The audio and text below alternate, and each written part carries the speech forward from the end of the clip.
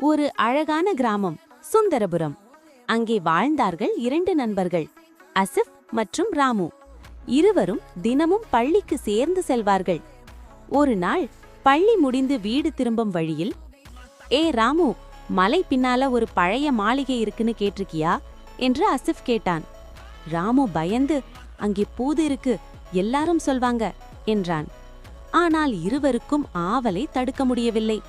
அடுத்த நாள் மாலை அவர்கள் அந்த மாளிகைக்கு போக முடிவு செய்தார்கள். அங்கு செல்வதற்காக காடு வழி, கல்லாறுகள், சின்ன ஆறு, பழைய பாலம், நிறைய இடங்கள் கடந்து சென்றனர். மாளிகை வந்ததும் கதவு தானாக ஈக் என்று திறந்தது. உள்ளே இருளும் தூசியும். அசிஃப் மெதுவாக, ஹலோ, யாராவது இருக்கீங்களா என்றான். அப்பொழுது நீண்ட நெற்றிப்பல்லும் பெரிய கண்களும் கொண்ட ஒரு பூது பாய்ந்து வந்தது. அது சொன்னது, ஏறை, நான் தூக்கத்தை குலுக்கிட்டு வந்தீங்களே.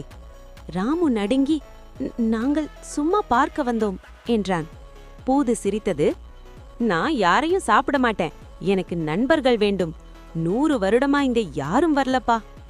அசிஃப் ஆச்சரியமாக, அப்படியா, எங்களோட செல்ஃபி எடுக்கணுமா என்றான். பூது மகிழ்ந்து, செல்ஃபியா, என்ன, புகைப்படமா? சரி என்றது. அவர்கள் பூதத்துடன் புகைப்படமும் எடுத்தார்கள்.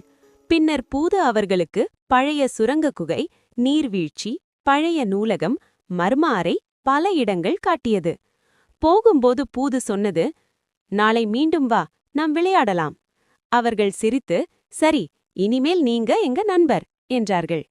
அந்த நாள் முதல்